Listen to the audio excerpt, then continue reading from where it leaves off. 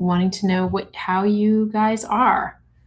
What's happening with you? How's your autoimmunity? Sorry, YouTube. I am looking down at my phone and I'm a little bit having a hard time seeing both of you guys. So I'm going to be prioritizing TikTok, but I'll take questions from YouTube as well. So just checking in with you guys. Just wrapped up patients and still at the office and thinking that I could check in with you guys and see how your autoimmunity is doing. Haven't been on since last week. So wanted to see if you guys had any questions or what's happening.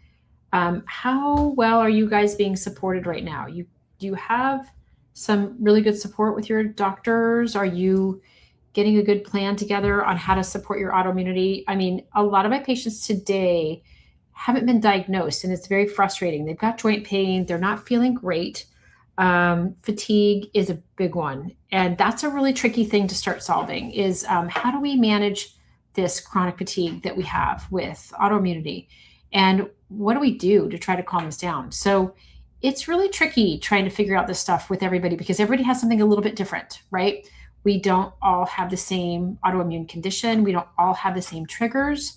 We don't all get triggered by the same foods. Some things work for some people, some things don't work for other people. So this is why I do so much work with autoimmunity because I'm just trying to help you guys figure this out, right? Just trying to figure out how do we sift and sort this, right? And Susie Q says, my RA has been frustrating. I have mast cell, which has been complicating everything. It's so complicated because then you've got hives probably. Do you have hypermobility too? Are you flexible? Do you have flexible joints? I learned something the other day from an immunologist, which was so interesting about mast cell. They were talking about getting your copper levels checked. So zinc and copper compete for the same sites. So oftentimes we'll put patients on zinc carnosine when their gut lining doesn't feel great, but then sometimes it dominates over copper. And copper helps you to make this enzyme called DAO. DAO enzyme, which helps you to degrade histamine. So I'm wondering if you want to get your copper levels checked to see if you have enough. I often will put patients on a zinc copper combo, which might be really helpful for you. So I don't know if that's helpful, but I hope so. Let's see. Someone says, what's a good alternative for hydroxychloroquine for lupus? It makes my stomach so bad. Okay. So yeah, this is such an interesting question. You've got medication that can kind of calm this down. But hydroxychloroquine can be really tough on you. You might want to ask your doctor if they can prescribe some low-dose naltrexone, LDN. Some of my patients have had a really good success with LDN. LDN is sometimes feels a little fringe to some doctors. They're like, oh, we don't do that. But if they would do it, it helps a lot of my patients. I'd say 50% of my patients that try LDN really like it. So low-dose naltrexone, you might want to check that out. I don't know if there's other medications that are helpful. We certainly need to start learning about functional medicine strategies and try to braid those in. Like we want to also think about what food triggers do you have? Are you eating gluten and dairy? Are those triggers for you? Do you have leaky gut? What's happening with your sleep? How well are you being able to get your vitamin D in? Have you ever tried any kind of glutathione? So there's lots of things that I have a whole autoimmune shift program that I bring people through this like informational process so that they can understand what the triggers are and then hopefully come out the other end and tell me what they think it is. So I think that there's a lot of choices also in the functional medicine world too. So let me know if I can help you. Okay, Susie Q says, no, I'm not hypermobile. I'm always stiff. Okay. And you have rheumatoid arthritis and you have mast cell. So get your copper levels checked with zinc. That would be interesting. Also, I want you to think about, have you ever used quercetin before? It's Quercetin. Quercetin is a bioflavonoid. It's a flavonoid. It's a supplement, right? And you can take 2,000 milligrams a day. It's a very, very good mast cell stabilizer. So that would be something you could pick up. If you need a link for any supplement that we talk about, let me know. I can always send you a link. All you have to do is just DM me your email and I'll just send it to you. Okay. So that might be helpful if you're looking for a different kind of choice. Let's see. What's the next question? I actually had a spinal cord stimulator removed due to an allergic reaction on top of everything. Oh my goodness. Yeah. Your immune system is like, listen, I can't deal with this. Right. Yeah. So you could try some quercetin. You can try some DAO. It's an enzyme. It helps you to degrade your histamine. You could try some, you could try some low-dose naltrexone. I wonder if that would be helpful. What's the best supplements from lupus, like vitamins? Okay, so I can talk about this for 7 hours. Like, let me tell you. So when you have autoimmunity and you have lupus, I really need your immune system to chill out. Your immune system is like overacting and it's like attacking you, right? So we want to think about, first of all, I want to know what your root cause trigger you think was. Like, does this run in your family? Did this come from COVID? Did you have a high stressful event? Did you have a baby? Like, I want to know your trigger first so I can kind of figure out where you are. But if you're looking at sort of like a general overview, I want you to be on vitamin D, 5,000 IUs. I want you to be on 5,000 IUs every day. I want your vitamin D to be 70, 80, or 90 in your blood work, not 30, 40, 50. Okay. I want it to be on the high end. The range is from 30 to 100. So I want you to be in that upper edge. Now, I also would like you to be on glutathione, glutathione. Glutathione is really, really helpful for calming down, just calm down. It's an immune system modulator. Okay. Other things to think about. I want to know what food triggers you have, because gluten and dairy are huge, big triggers for any autoimmunity. So that could be a big trigger for you. I want you to think about,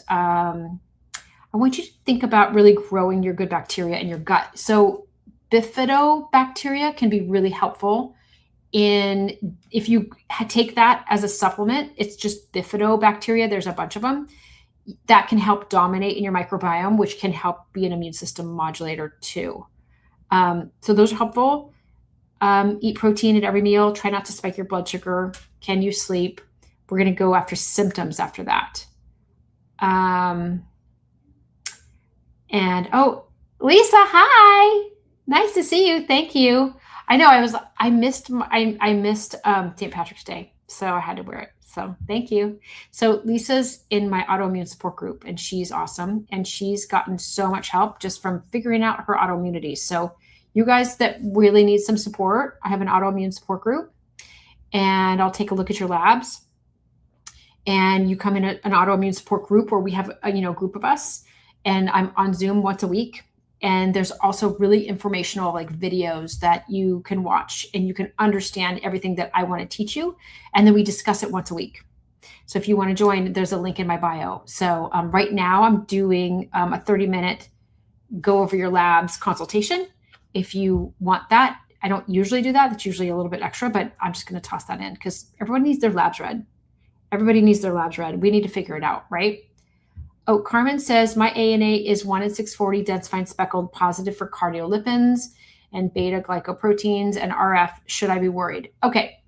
So, Carmen, dense fine speckled is not a pattern that makes me worried. It does tell me that your immune system is really tippy and there's something going on that's stressful for you, but you are positive for anti-cardiolipins. So cardiolipins and beta glycoproteins and RF. So here's the thing. Have you been to a rheumatologist yet to see if there's anything that you could be diagnosed with yet? I mean, that you might be kind of in this funny zone. Here's the thing. When you first start getting like autoimmune markers, right? It's like you have this sort of early stage where you're like, you have some symptoms, maybe not a lot, some stuff's coming up on blood work, and then it's early evolving, and then sometimes it really rises. And then all of a sudden you have a ton of symptoms and you can get diagnosed as a condition, right? We want to keep you from rising. We don't want you to get to the point where you're getting diagnosed, because otherwise then you have disease happening. You have lupus, you have rheumatoid arthritis, something. Rheumatoid factor, you have to really do anti-CCP to make sure you have rheumatoid arthritis. We're not really sure. I'm interested about what your symptoms are over the top of this. I certainly would love to teach you a whole lot of things to try to calm your immune system down so you don't get to this point. But I'm wondering if you've been diagnosed with anything. It is any kind of autoimmunity concerns me. It all does. I take it all very seriously because it's your immune system is overacting and attacking you, right? When it's your ANA, any kind of ANA positive, it means it's attacking like the actual nucleus of that cell. It's actually the DNA, like how the cell works. So it's kind of a really big deal. Okay. Thoughts on stem cell therapy for autoimmune issues? I think let's say you had rheumatoid arthritis and you had a really bad joint, you could do some stem cell therapy for that. I don't know. It's kind of localized, right? It's going to be localized. Oftentimes they inject stem cells. I don't know that I would think about that as a first line of defense for autoimmunity. I would think more about BPC 157, like oral BPC 157 peptide that might help with leaky gut. That would be helpful. I also think about glutathione. I think about turmeric. I think about black seed oil. I think about vitamin D is so important. Food triggers, things like that.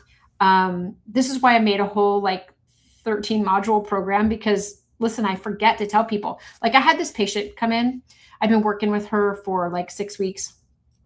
And I'm like, dang, why can't I get her inflammation to calm down? And she came walking in with a plastic water bottle. And I was like, oh girl, you got to get off plastics. But I had forgotten. That's why I'm like, I made this whole program for everybody to watch all these little videos to remember what I need to tell everybody. And then you come out with so much knowledge and then you can, like Lisa in my program who just popped in, she's like Darla Jr. She's crushing it. She's killing it. She knows lots and lots. She knows the most of anybody in Tuscaloosa, Alabama. Right, Lisa? You can coach for autoimmunity down there because she knows so much. We've been working together for a while. And Lisa says, yeah, the SHIFT program, it's highly recommended. Come on over. You guys, I'm doing a really inexpensive kind of program where it's $59 a month to join and you get all sorts of training and understanding about what's happening. You get links for supplements, you get discounts on supplements, and then you get an autoimmune support group once a week where we check in and we help people through. I'll look at your labs. I've been working with Lisa for over a year and she's crushing it, doing so great. And we're watching her labs change, which is so fun to see. It's really great. So thanks, Lisa, for being being the cheerleader. Love it. Appreciate you. Rebecca says, when should you use glutathione? So glutathione is a sulfur-based product that is in our body. We have glutathione. It's an antioxidant. So anytime you have inflammation, you need to use glutathione to calm that down. Now, if you don't tolerate sulfur, then you might have to take NAC or something a little different, and acetylcysteine to kind of make yourself some glutathione.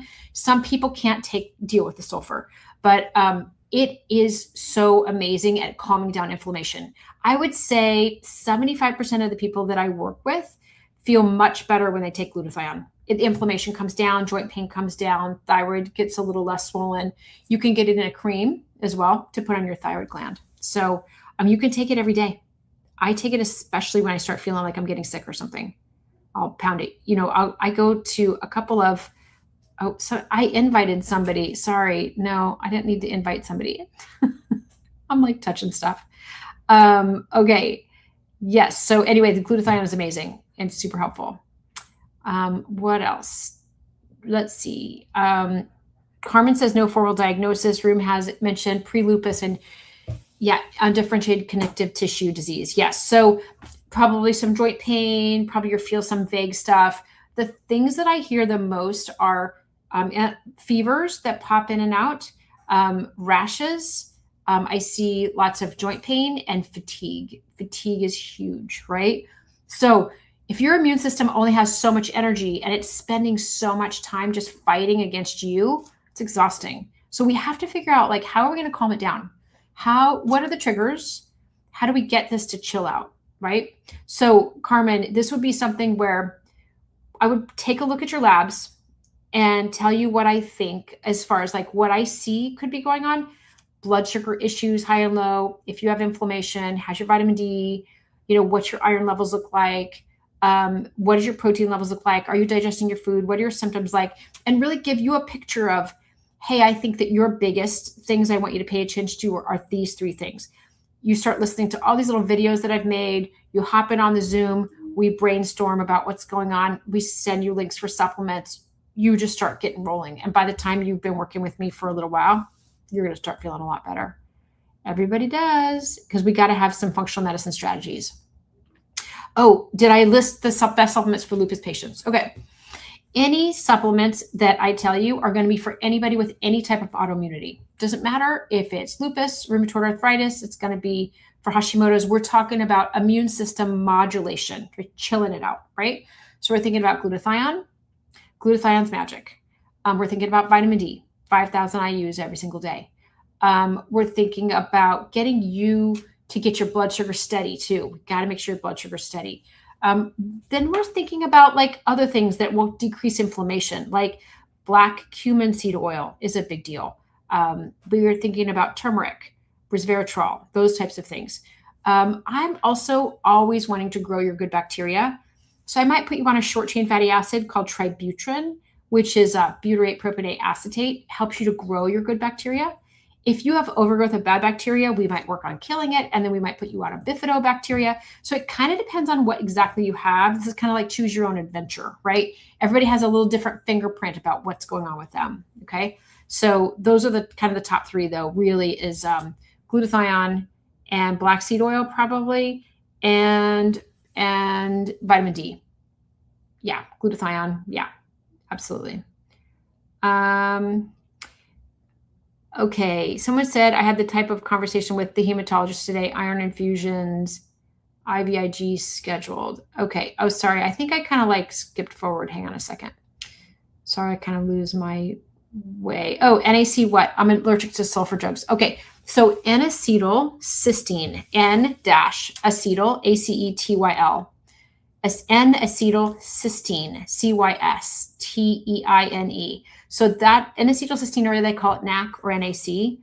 NAC, you take it, you make glutathione, and your body has glutathione in it. So you're just going to build that. My favorite supplement that has NAC in it is called Glutathione Recycler. It's by Apex Energetics, and love it. So it helps your body to build glutathione. So that's a good one. If you want a link, just let me know because I'm happy to send it to you. I have anticardiolipin syndrome. Okay, so that's an autoimmune condition, right? So anything that we're talking about today, you're living under an umbrella of autoimmunity, right? So we want to think about, we got to get your vitamin D up. Okay, we've got to get it. We've got to get your vitamin D so that in your labs it says 70, 80, or 90, right? Some people are taking vitamin D a little willy-nilly, sometimes on, sometimes off, and then their vitamin D is still at 40. It's like, that's not helpful. I still would do glutathione with you. I might even do a fish oil to make sure to kind of helping you for clotting. So you might even want to take one that's called Specialized Pro-Resolving Mediators, or SPM fish oils. Very helpful for inflammation. Might help with joint pain too, for those of you who have joint pain. This SPM fish oil, it's kind of like this, it's really just for resolving inflammation. So that's something that you might want to think about. Super helpful. So out of range dsDNA antibodies, IgG, and high dsDNA antibodies, IgG value. Okay, rheumatologist says no, lupus, tired. Okay, so Francis, you're kind of in this early evolving autoimmunity, right? Now we are taking this as serious as a heart attack, though. We can't have you keep progressing because it will develop into something bigger, especially if you have symptoms, if you're exhausted. We want to start thinking about what foods you're reacting to. Some of my patients are like, really, foods are a big trigger, that you don't really realize the food that are triggering you because it's probably making you tired every day. So I want you to think about trying to get off of gluten and dairy just for like a couple weeks, and then go back on it for a day and see how it makes you feel. See if you notice joint pain or fatigue or how you feel. We want to really figure out food. That's a big trigger for people. So when you're in this early evolving stage, this is the time we want to swoop in with functional medicine strategies. How are we going to calm this down? If you have to get on medication because you're loading into a higher level disease, do that. And we're going to braid in some functional medicine with that, right? Supplements, making sure that you're getting off toxic things like plastics, trying to get your overall toxin load lower. I'd love for you to download the Yuka app, Yuka. start scanning, your hair products, your sunscreen, your facial creams, all the things, your deodorant, all the things that you're putting on your body, because a lot of them have toxins, they have phthalates, they have endocrine disruptors, all these kinds of things that drive your immune system a little crazy and make it drive more. Okay. So we want to think about all these different strategies. This is why I have an autoimmune shift program. And if you guys want to pop over right now, I'm going to be doing on Fridays. I have a little time in the early afternoon, and I'm going to put in a few people a day just looking at their labs, like a little 30-minute overview. And if you want to have that, if you want me to look at your labs, I'll do that in a 30-minute slot. You just usually people pop into my autoimmune shift program, and I don't do that, but I'm going to do that. So you can send me your labs. I can take a look at them. I can tell you what I think, overlap it with your symptoms, and give you a good strategy to get started. And then you're going to have so much information. You're going to have supplement links. You're going to have me guiding you on a Zoom once a week, and a lot of my autoimmune people who are popping in on the Zoom. So nice. I have autoimmune diseases, and I've seen that most of them are calming down while on a carnivore diet. Okay, so magic. This is a magic thing right now. You are on a carnivore diet. Now, you could also be on an autoimmune paleo diet. These are kind of similar cousins, right? So if you're on an autoimmune paleo diet, that would mean no grains, no dairy, no gluten, right? No sugar. We'd be getting off of eggs and nuts and seeds and peas and peanuts, like lectins. We're pretty much eating meats and vegetables, and no nightshades. So peppers, tomatoes, eggplant, and potatoes. So you'd be just sort of doing like a boring, like either carnivore diet or just carnivore meats with vegetables that are not nightshades. And if your symptoms go down, this is magic. This is a magic moment where you're like, okay, I feel better right now. Now, why don't you can slowly add in a food and go, how does this make me feel? If it feels fine, you get to keep it. Add another food, put in some apples. How does that make me feel? Fine? Great. Try another food. And you just kind of slowly start bringing foods in. And once you get symptoms, you're like, oop, I had some tomatoes, had some symptoms, those are out. And they're on the bad list, right? So this is like elimination provocation diet, magic for autoimmunity. You can really figure out what's going on with you. So that's a great strategy. I have this all in my site, my autoimmune shift program. You can download it. You can see it. You can, I have a list of labs in there you need to get from your doctors. I have links to supplements in there. So pop on over if you guys want some support. What type of day do you take glutathione? Doesn't matter. You can take it any time of day you want. I keep having protein in my urine in the 800s for my protein creatinine ratio. Okay. Natalie, do you have lupus happening? I wonder if you have lupus that's bugging your kidneys, because sometimes that can make protein spillage happen. So we want to make sure that I would want to get you on glutathione ASAP, because that's going to help protect your kidneys from attack. So glutathione is very protective of our body. It calms the immune system down, but it also protects us from our own immune system from attack, right? So we want to make sure we're giving your body some support. Okay. I'm happy you guys have popped on. Okay. What else? Okay. Hang on a second. I just lost my place. Okay. Sorry. Yeah. Thanks for responding to Francis. This is what I love about a group. I'm telling you, these groups are magic, and we're all helping each other. And you know what I love about it is that then someone has an idea, and then everybody benefits from that. And also you realize you're not alone, right? You're in with this group, and you get to know everybody, and we're so happy for each other, and we're so supportive of each other, and you don't feel alone anymore. Because how many people do you know who have what you have? And you're going to TikTok for information and support, but this is why I've created an autoimmune support group, because healing happens in a group, and I'm there to facilitate that. And I'm just helping you guys sort it out so you guys can make good decisions for your doctor's appointments and for what labs you need to get. And if you have a bad day, we're there to support you and help you get out of it. If you're having a great day and think something's working, then you can share that with people. I mean, right now I have about 6 people in my group. It's so nice. It's so great. So what do you think about hydroxychloroquine for taming inflammation? It's an immune system modulator. That's also called Plaquenil. Some people have a really good success with that. Some people don't. So you'd want to try it and see how it makes you feel. I'm also seeing really good success with GLP-1s, weirdly. I mean, it's very strange. I have a person in my group who has extremely bad rheumatoid arthritis, really could barely use her hands. And it's been really frustrating to try to calm this down because she's got really progressed disease. And she did a GLP-1, and like day one, her inflammation was like so much better. And I was like, what in the crazy peptide magic is this? Like, this is insane. So listen, I am not against peptides. GLP-1 is a peptide. There's a lot of peptides out there. So I think that, Jay, what we want to think about is we want to think about trying something and seeing how it makes us feel. And that's diagnostic. So let's say you did turmeric and it made you feel better. You go, okay, well, this is inflammatory. We're blocking inflammation happening. So that's what's actually happening. But if you did anti-inflammatories and it didn't change your pain, then we want to think about like what's actually happening here. So you want to work through the case, figuring out like what changes things, what makes me better, what makes me worse. It's not going to be the same for every single person. So some people do really well with hydroxychloroquine. Some people don't. So it just depends. Okay, Opal, I love your name. That's so adorable. That's a really great name. My ANA was 1 in 1280. Everything came back except for rheumatoid factor 21. Where do I go from here? Okay. So ANA, I don't know do you know what your pattern was? It's going to say positive ANA. It's going to say 1 in 1280, and it's going to have a pattern usually, like a speckled or homogeneous or something. That gives us a little bit more of a clue.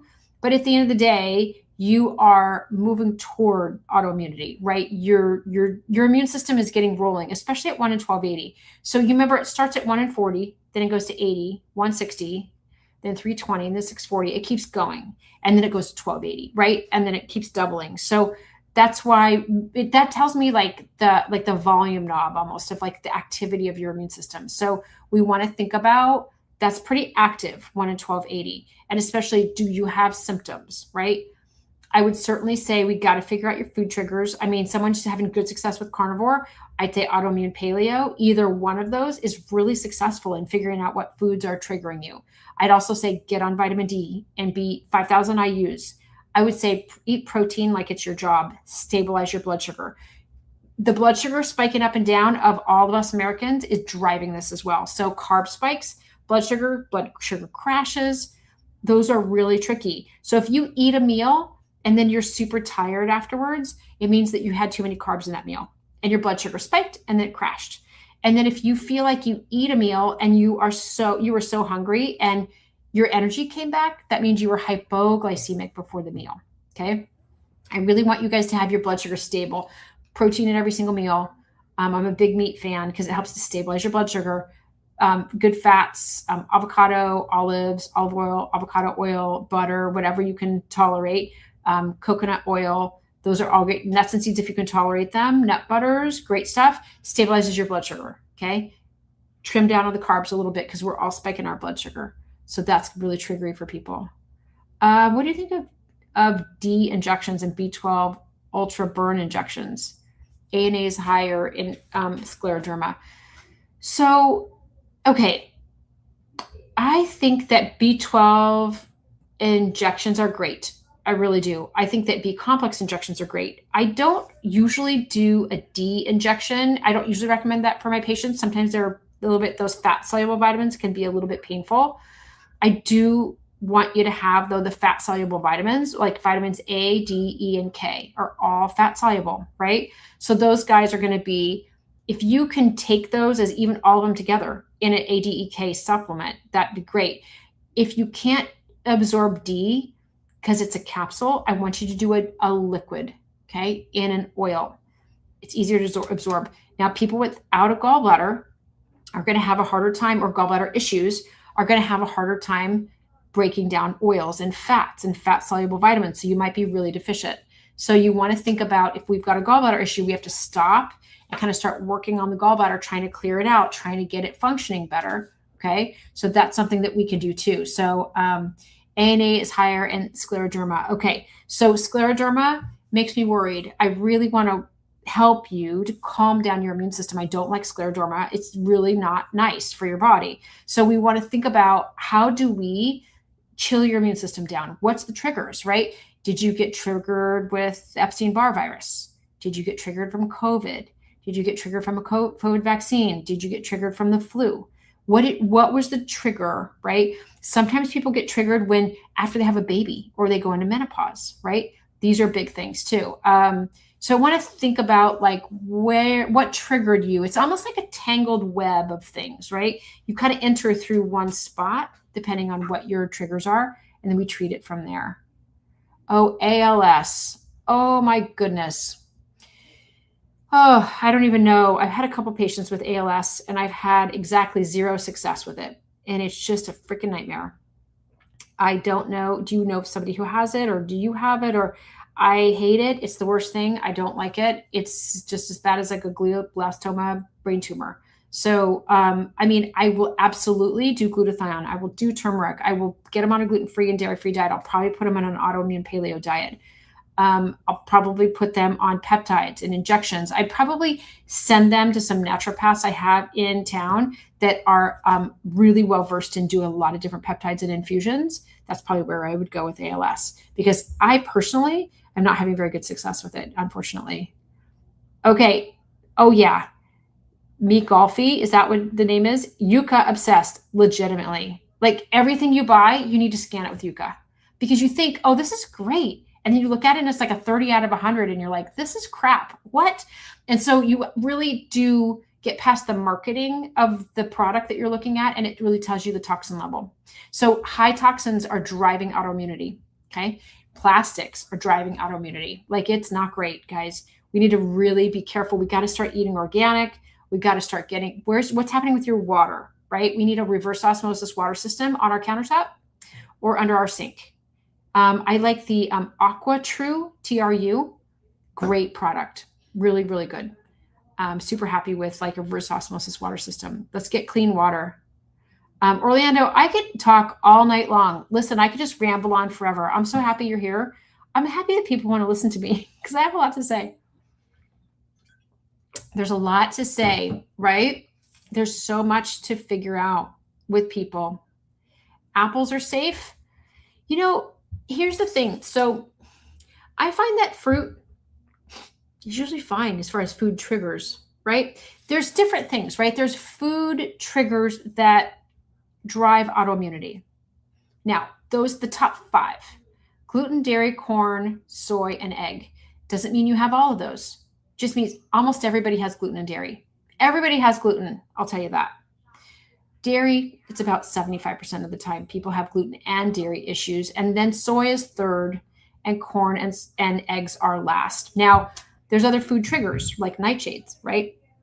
There's grains that can be triggers. There's lectins that can be triggers, but it feels all very overwhelming when you hear all that whole list, right?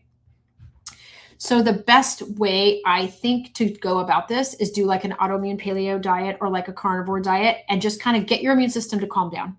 And then you slowly introduce foods. Toss in some blueberries. You feeling pretty good? Great. Toss in some apples. Great. No problem. Toss in some rice. See how you feel, right? Let's like, you kind of work through the whole list. I usually have the top 5 go in last, and then see how you feel. Now, apples, I'm a big blood sugar monitor junkie. I love those continuous glucose monitors you put on the back of your arms.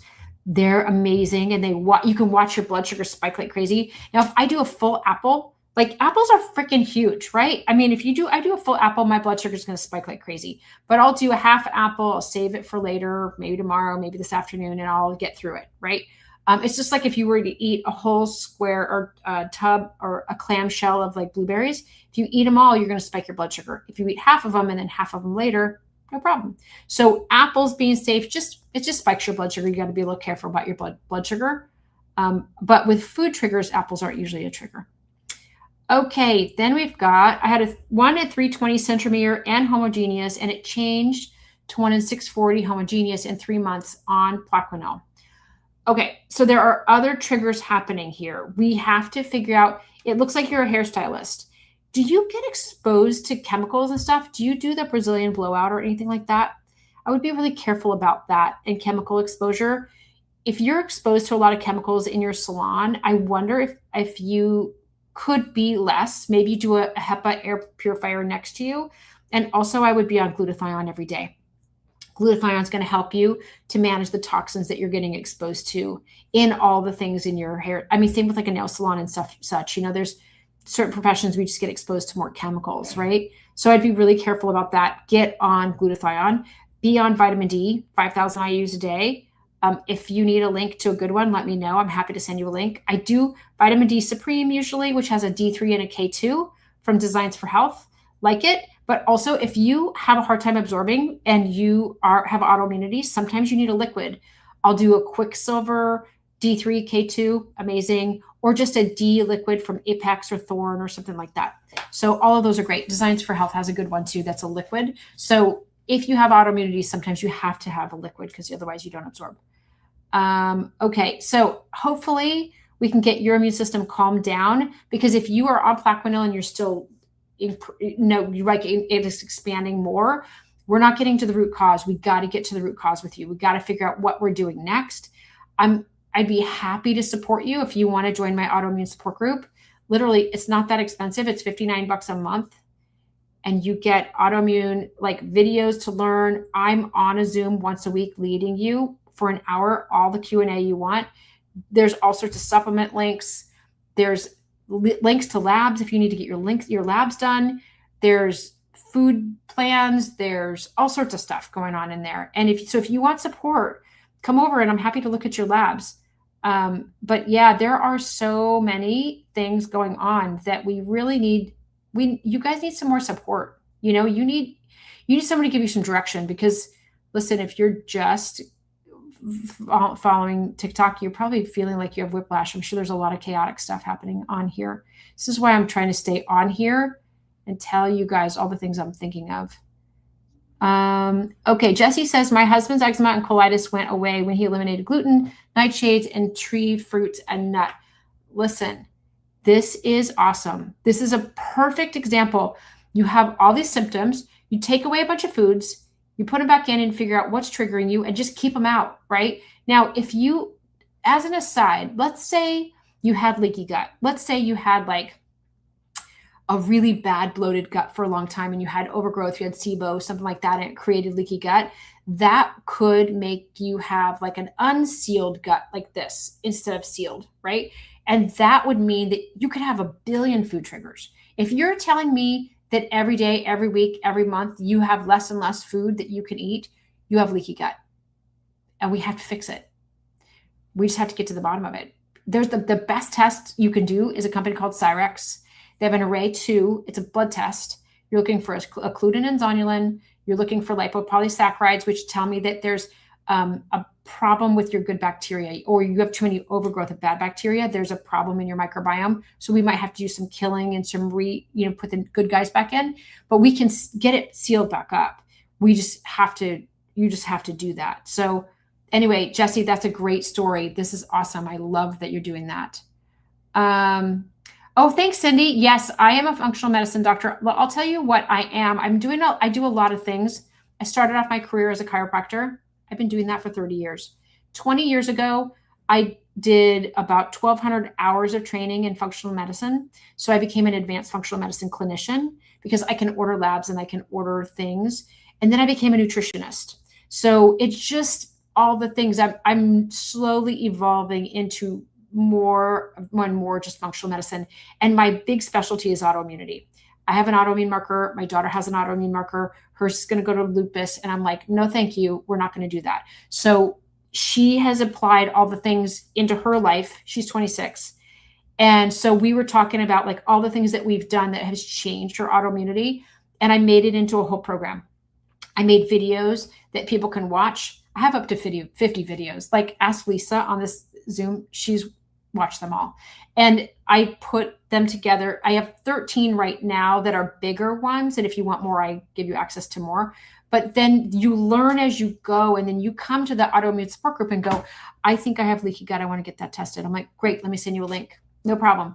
And great, let's get you the supplement links. And then you send you the supplement links, you get started on that. And then we follow your progress and then we can retest and whatever. But this is what I am trying to do is create a platform for you guys to understand your own autoimmunity, so that if you won't always need my support. I just want you to learn it, right? I just want you to know what it is. So if you want some support, Cindy, pop on over. I do functional medicine and other things. I also do Parkinson's and Alzheimer's and cognitive decline. But then I also do a lot of things. I just run people's labs and we just fix what we find, right? So you wind up doing a lot of things. Cervical myelopathy. Oh, Dusty, that sucks. I don't like that for you. So do you have nerve pain? Do you have like numbness going down at all in your arms at all? Is it just in your neck? This is usually coming from arthritis in the neck, and usually there's some impingement of the nerves that come out, and it's really not great. So what kind of treatment are you getting for that? I wonder if you're having any success. That's not fun. Lisa, yes, the group helps you to hold you accountable too. So Lisa's in my group. She's the best. She's in Alabama, saving the world, and she's crushing it. And when somebody's not doing the right things, like they fall off their diet, then we all like support them and remind them what they need to do, and then they get right back on. So it's like we all have to keep each other accountable, right? And it's been such a fun group. I've been working with she and another group of I don't know, there's about 5 or 6 of them right now that I've been working with for over a year, and they're in a separate group, and I love those guys. They're great. I think we might be connected forever. Super fun. Are the bubbles in your urine the proteins coming out? When your urine gets bubbly, there can be protein in there. Absolutely. That's that sort of bubbly stuff that's coming out.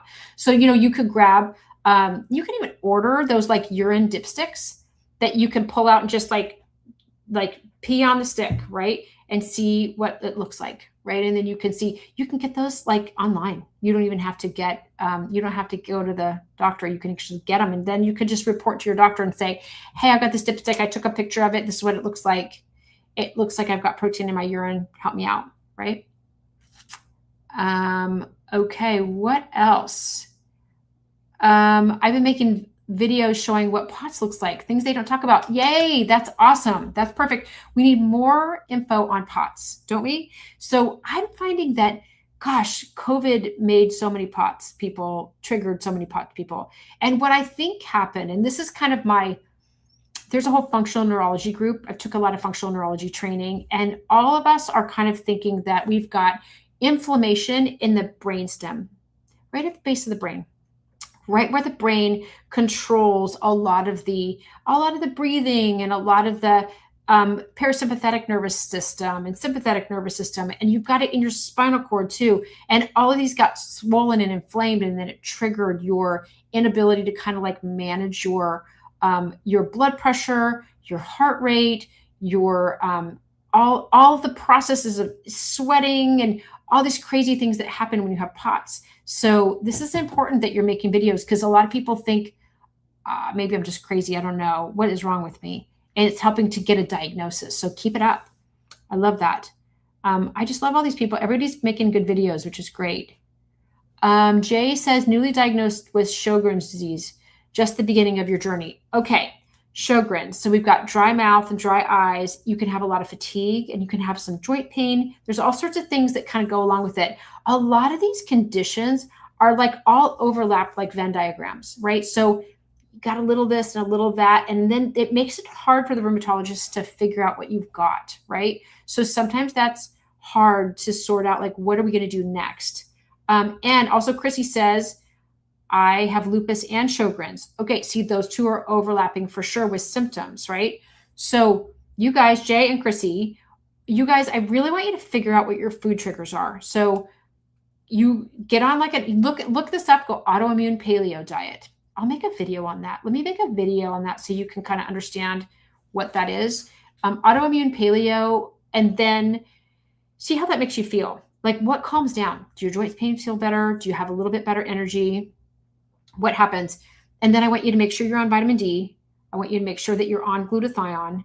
I want you to, if you don't know where to go, come over and just go into my link tree and just pop in my group. It's called the Autoimmune Shift. And I'm going to be doing like some bunch of different 30-minute consults. I can look at your labs. I can talk to you about it. We can do a consultation about it. And then you can be more educated as to like what you're looking for, because I just want to get bossy with you right away. I'm like, but you need some guidance. We need it right away because lupus is no fun. Sjogren's is no fun. Can we get it to calm down? Can we keep it steady, right? Can we keep it from getting worse? Can we get you better, right? We just want to keep bringing it down, okay? So I'm happy to help you guys. Oh yes, GLP-1s can help chronic inflammation. Yeah, it's been crazy. It's been really wild. Like inflammation goes away like that. Like it's insane. So I have a lot of my patients that have autoimmunity are doing little micro doses of GLP-1s, which has been really helpful for inflammation and pain. So, and they lose a little bit of weight. They lose that food noise too that's happening with all the carb cravings. That's helpful in getting your blood sugar steady. So there's a lot of ways we can calm this down. Okay. Someone has lupus, lichen sclerosis, psoriasis, and Hashimoto's, exhausted and in pain, started methotrexate injections. Okay. So you have a lot going on, my friend. We need to support you. So we've got lichen sclerosis. Let's talk about that for a second. That can really be helped with turmeric. I have a liquid turmeric from Apex. Do you have that in your mouth or I don't know where you have it, but if you can do like a full syringe of that a day, it can really help calm down that lichen sclerosis. That's been really helpful. That will help to calm down all of that. And it can help calm down your psoriasis as well. I still would do glutathione and vitamin D, and Hashimoto's, it's like you should just go to Vegas because you won the autoimmune lottery. You're like, I have it all. So this is what happens when sometimes you'll get one condition and then it moves to another because your immune system's like, well, I'm overacting. I'm just going to attack something different. It's not that hard to get some other autoimmune conditions going on. So we want to think about what your food triggers are. I would get you off of gluten and dairy right away and see if it makes you feel better. I would definitely put you on, I would even think about you putting you on some black cumin seed oil. That's a really good, strong anti-inflammatory, kind of like turmeric. See if that makes you feel better. This is going to be a journey of discovery for you. I would love for you to go through my learning and discovery program where it's like, listen to these videos and understand like, oh my gosh, I didn't know that was connected to this. And didn't know this was connected to that. Didn't know that plastics were triggering that. Like there's all these things to discover. And I would love to support you. I'd be happy to help you if you want.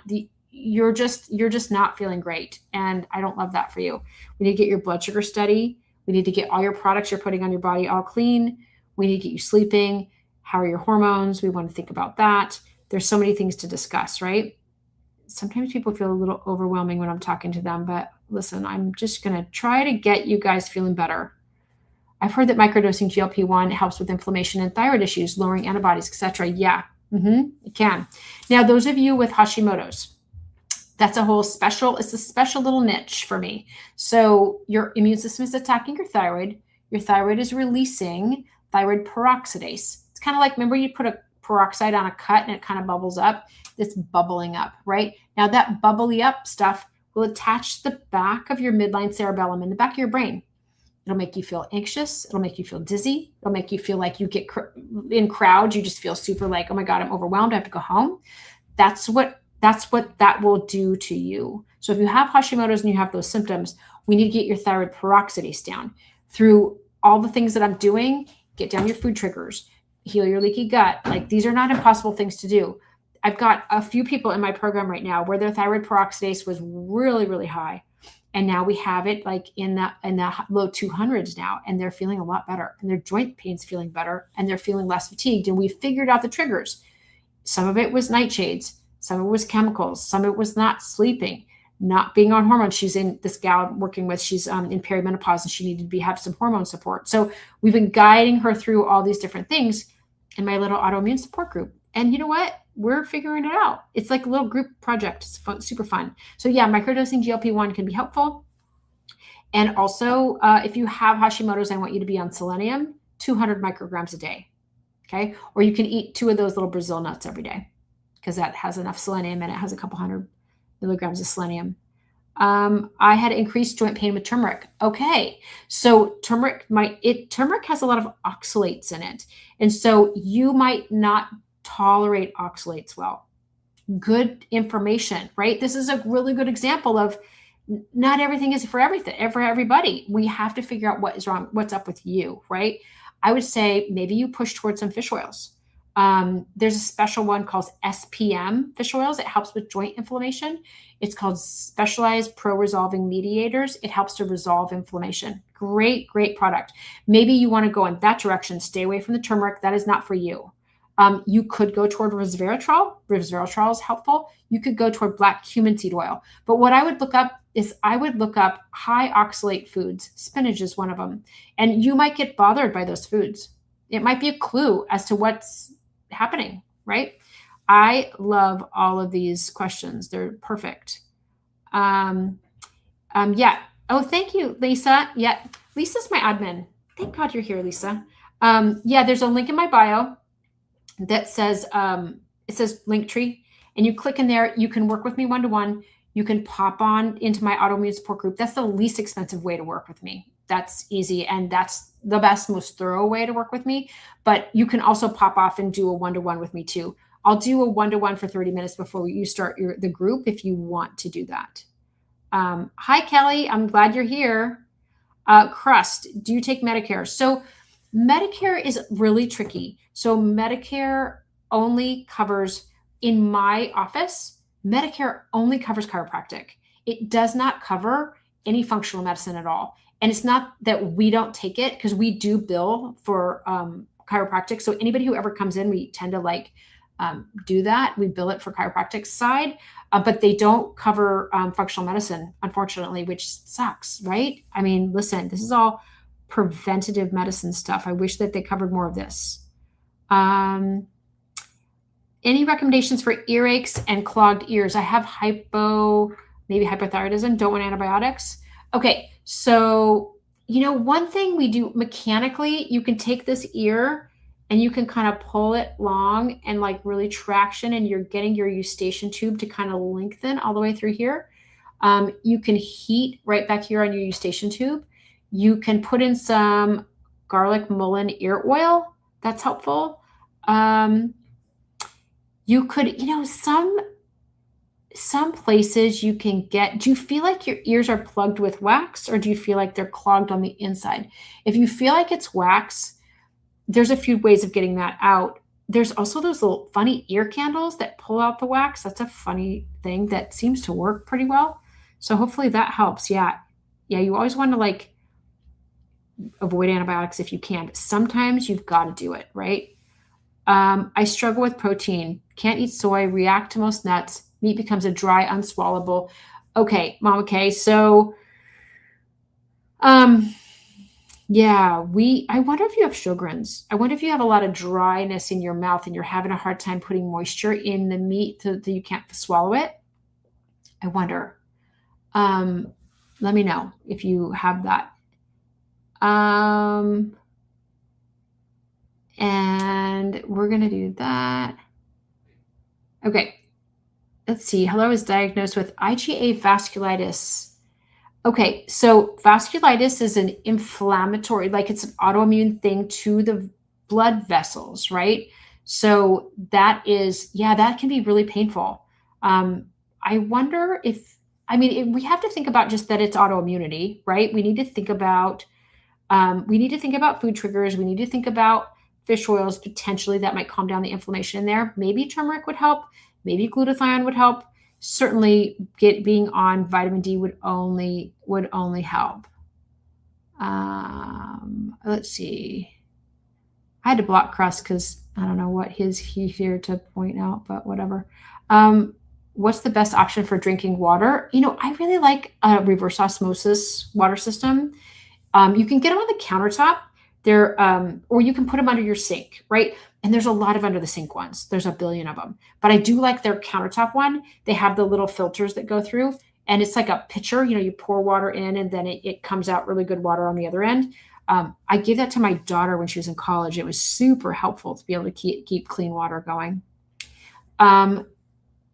Lisa, yeah, I just had an ANA come back a couple weeks ago, 1 in 80. So 1 in 80 is such an interesting number, because a lot of rheumatologists will say, that's not high enough for you. It's not high enough for me to do anything. They're looking to medicate you, which is often very appropriate. But when you don't meet their criteria, it's really frustrating because you're like, I'm not bad enough for them, but I don't want to be bad enough. How do I stop this? How do I calm this down so I'm not that bad, right? It gets into a weird loop. And yet there's no answers oftentimes with rheumatologists. It's like I live in that gray zone. That's where I live, is how do we calm all this down? How do we get your vitamin D up? How do we look at your blood work and make sure that everything is very normalized, all in healthy ranges, right? We want them to be in optimal ranges. We want your protein to be digested properly. We want your blood sugar to be good. We want you to have enough minerals, and we want you to have enough A, D, E, and K, which are the fat soluble vitamins, right? We want to look at your digestion and how you digest your food. So we kind of have to, when it comes to a 1 in 80, we want to go, okay, you have autoimmune markers. Let's take that seriously. And now we have to figure out what your triggers are. And now it's almost like a Easter egg hunt. We got to figure it out.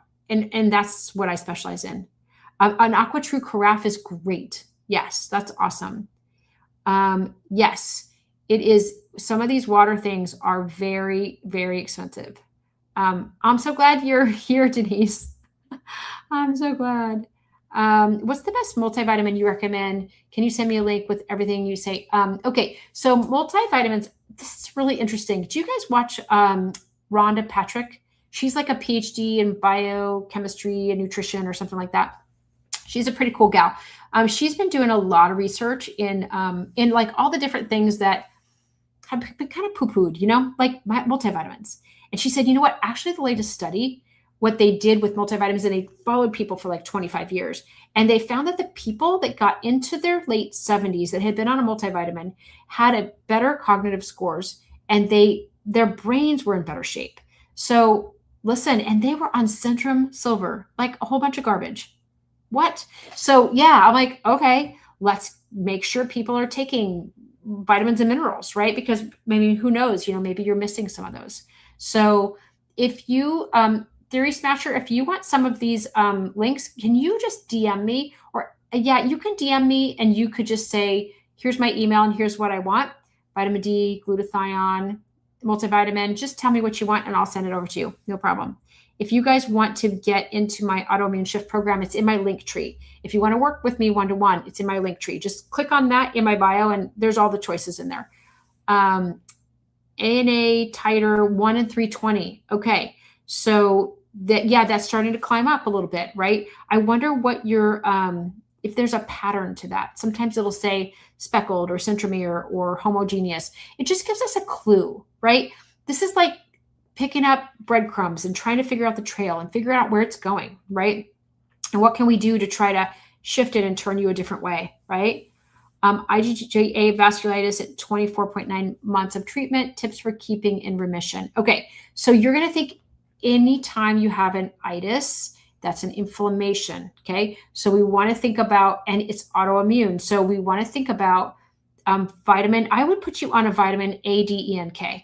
Vitamin A is really, really helpful for any kind of membrane things, like the outsides of blood vessels, the membranes of like your sinuses and your nose and your throat and your lungs and your intestines. All those linings have IgA.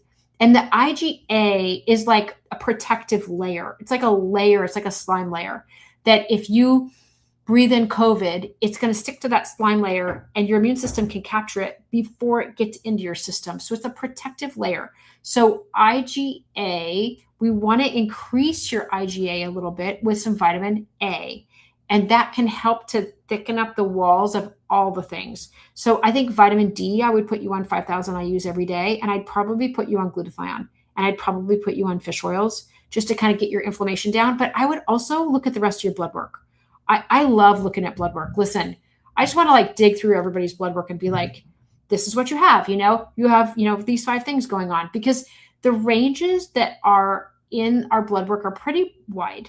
They're like, if you fall off of this range, you have a disease. If you fall off of this range, you have a disease. So we're not going to be out in this disease range. We're going to narrow it in just a little bit to make sure we're in optimal ranges. Okay. So that's why I'd love to look at your blood work and tell you what I think, because I can tell you, I'll just tell you what I think. Dairy is often caused because cows are rarely grass-fed, they're corn-fed. Yeah, that is true, Mom Kay. We need to make sure we're not corn feeding, I mean, eating all the corn-fed beef, right? If we can do grass-fed, it's a lot better, right? Now, there's also casein, which is a protein of dairy, which is weird. So let's talk quickly about gluten and casein. Wheat and dairy have gluten and casein, they're proteins, and they look like similar to each other. It's like they're first cousins. It's very strange. And you know what the strangest part is? It looks like us. It looks like our tissue. It's called molecular mimicry. It's the weirdest thing. I tell you, I follow this immunologist named Dr. Vijdani down in LA. He does a lot of autoimmune work, and he does a lot of like food triggers and like, why do we develop autoimmunity? I'm hooked. So he's saying that it's molecular mimicry. These dairy and gluten, casein and gluten look very similar to each other, and they look similar to the joints of our body. They look similar to our thyroid. Now, our thyroid is more closely related to gluten, and our joint pain is more closely related to dairy. Type 1 diabetes, very closely related to dairy. So these are casein proteins. It's not lactose, it's the casein protein. And it's goat, and it's sheep, and it's cow, and it's everything. It's all of it. So we have to kind of be just like dairy free, which kind of sucks, but that's the way it is. Okay. Oh, George, I'm George of the Jungle. Okay. You had your first appointment with a dermatologist today. Okay. I'd love to hear what they had to say. Blood sugar spikes after you eat. That is normal. Exactly. So what we want to think about is, if you wear like a continuous glucose monitor, I really want your blood sugar. It'll rise after you eat, and then it'll fall. But here's what I don't want: this and this, or this, and it stays high for too long, and then it finally comes down. All that extra high blood sugar drives inflammation high, because it drives insulin high. And when your insulin goes up, it turns on like a little 3D printer on your belly, and it really loads in the belly fat. So if we want to work on our belly fat, we want to think about stabilizing our blood sugar. So if you're eating a meal, let's think about it. Like your stomach is like a little bowl, okay? We're going to put veggies in first, and then we're going to eat our meats and fats, and then we're going to sprinkle on some carbs at the end, okay? And this whole thing is going to take a slow course of releasing blood sugar over time, right? It's going to slowly release. Now, what if you did it opposite? What if you did the carbs first? All of a sudden, your blood sugar is way too high.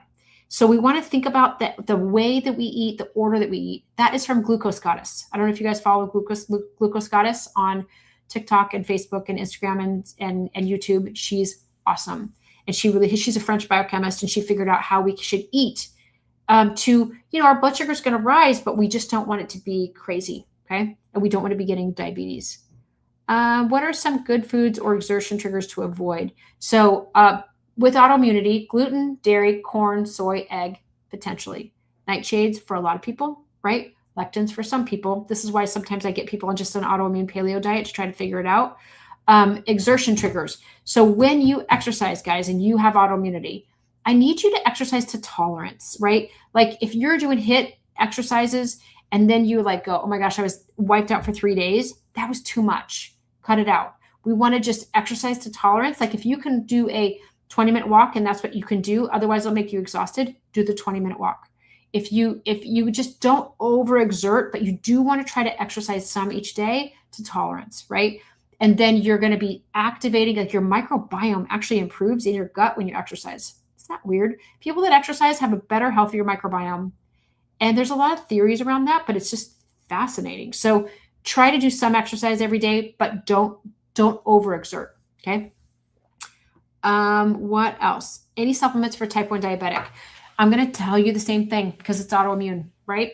I'm going to say dairy might have triggered a lot of this. So dairy is a huge food trigger for diabetics, for type 1. Also, I want you to be on vitamin D, 5,000 IUs. I want you to be on glutathione. I want you to figure out if you have leaky gut. Oftentimes, the high spikes of diabetes will drive an inflammatory process that can drive leaky gut. It can drive like a leaky blood-brain barrier. So we want to think about like, how are my barriers, right? I mean, your barriers are your skin and your gut tube and your blood-brain barrier, right? All those are barriers. So like if you cut open your skin and you just left that open, can you imagine the pathogens that would like grow in there? Like same thing with your gut lining. It's like, if it's open, what do you got going on in your gut? You got a lot of bad bacteria. We don't want those going straight into your bloodstream. Same with your blood-brain barrier. There's things that shouldn't be in your brain. So we want our barriers to be solid. So anytime you're doing stuff like get a head injury, have really, really extremely high stress, if you had your type 1 diabetes can drive your inflammation and your insulin up high or insulin low, and then you got lots of insulin and blood sugar ups and downs. It'd be interesting to see if you have leaky gut or if you're doing okay. Be interesting to see if you have any bloating, anything like that. Do you have any autoimmune hepatitis patients? Absolutely. Yes, I do. That's something that's actually reasonably common that I'm finding. So yeah, a lot of the same principles, but we're going to give you some liver support too. Okay. Milk thistle, dandelion root. We're going to do some things. We're going to do, what else would we do? We would do glutathione. There are some other things I'm thinking of, but I'm mostly milk thistle and dandelion root to start. There's some good things there. Jem says pattern nucleoplasm, coarse glandular. Is that higher dangerous? What follow-up markers should? Okay. So that's a pattern for sure. It doesn't mean that those are super, super high when it's 3+. It's just I can't remember what your marker was. It was 1 in 320 or something like that. We want to overlap that with your symptoms and figure out how you're feeling. I don't want you to be worried, Jem. I just want you to we're not freaking out here. We're just like, okay, what do we do? What's my marching orders, right? I want you to figure out what your food triggers are. Like if you can get in an autoimmune paleo diet, try it out. See how it makes you feel. Do it for a couple weeks. I want you to get on some glutathione. I want you to get on some vitamin D. I want to make sure you're sleeping. I want to make sure you're doing a little exercise each day. I want to make sure that how are your hormones? If your hormones are a little off, I want to make sure that you have some hormones if you don't. Okay, let's see. We're talking hairstylist again. Okay, I don't do keratin or Brazilian. Yay. I do take 5,000 IUs of vitamin D, and my vitamin D is normal now. Good. I want your vitamin D to 70, 80, or 90. Okay. I really want you to be up there. And I want you to get on some glutathione in that hair salon. Okay. Can you have autoimmune conditions like lupus if you have the symptoms, but not the lab markers yet? So this is where it gets really gray. It gets a little fuzzy here, right? So you can have autoimmune conditions that are loading that you can feel symptoms of that aren't coming out in blood work yet. There's this period of time where you have it's like early evolving autoimmunity, right? And what we want to do, we want to capture you there. I want to work with you there. I don't want to wait until you have full blown, right? And if you do have full blown, I have plenty of lupus, full blown people in my program. They're doing much better. We're getting things to calm down. But if we can get you early before you get diagnosed, amazing. But yes, you can. But this is a tricky thing. Lupus is a tricky thing to diagnose, right? I mean, there's many markers that can come positive and people don't have the proper symptoms. And maybe it's undifferentiated connective tissue disease. There's a lot of gray here, right? So I'd say, yes, do not discount the fact that you have symptoms. Do start acting on trying to figure out what functional medicine strategies you can come down with to try to calm it down. Okay. Sorry, just my comments just went crazy. I hope I don't miss anybody. But I just went to the bottom. So it doesn't always the nicest thing. Okay. Oh my God, I'm just a chaotic mess. Okay. Hairstylist back. Okay. 2 episodes of painful full body, full swollen lymph nodes, upper facial numbness. Okay. So, something happened there. I wonder if you had a viral trigger or something like that. I mean, swollen lymph nodes make me think of viral or bacterial trigger, and then upper facial numbness. I mean, when you think about, there's certain nerves that have a really strong affinity to viruses that have affinity to the nerves in your face. Now you're thinking about, Bell's palsy does that. Shingles can do that. These are all all the herpes viruses kind of. And then sometimes the swollen stuff can be Epstein-Barr too. So I would say get on some glutathione. If you go to an IV place, you can even get an IV of glutathione, which is super helpful. Okay, how do you help people with EDS? So I have a few patients that have EDS in my office, and a lot of times we're doing some joint mobilization in the places where they're super jammed. We're getting them into PT or Pilates to strengthen up the areas that are hypermobile. We work a lot with mast cell issues because there's a lot of histamine issues, mast cell, lots of hives going on. So we want to figure out what are the triggers of that. But also I'm going to check their like zinc copper ratio. I want to make sure they have enough copper because copper is helpful in making DAO enzyme, which is helpful for degrading histamine. So that's important. You know what's also really interesting is the bifidobacteria in our gut. I just learned this from a real interesting immunologist here on TikTok. She's so brilliant. Her name is Caitlin Hubbard. She works a lot with mast cell and histamine issues. She's really cool to follow, Caitlin Hubbard.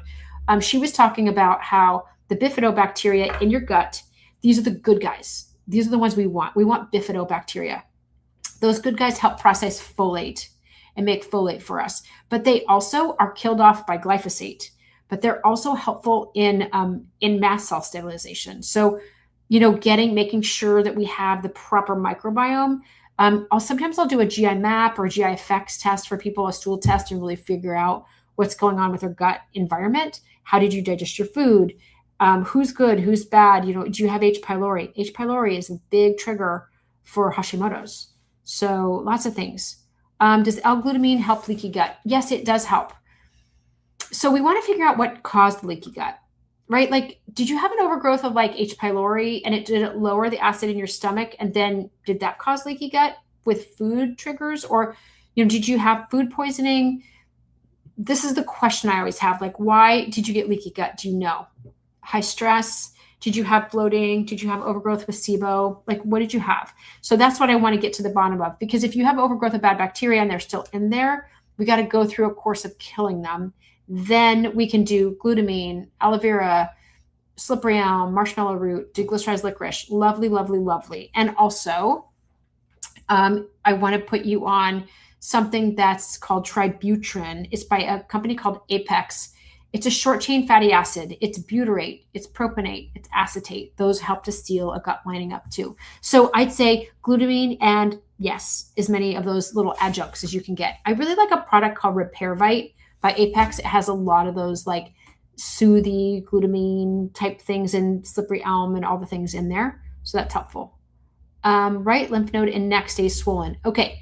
Now we're talking hairstylist again. I'm so glad you said hairstylist. It keeps me on track. So get on some glutathione, and we need to keep that. You can even do like heat it or red light it, and you can even get some magnesium cream. You could get some castor oil. You could kind of rub that out, just real gentle. Anytime you're dealing with lymph nodes, they're right under the skin.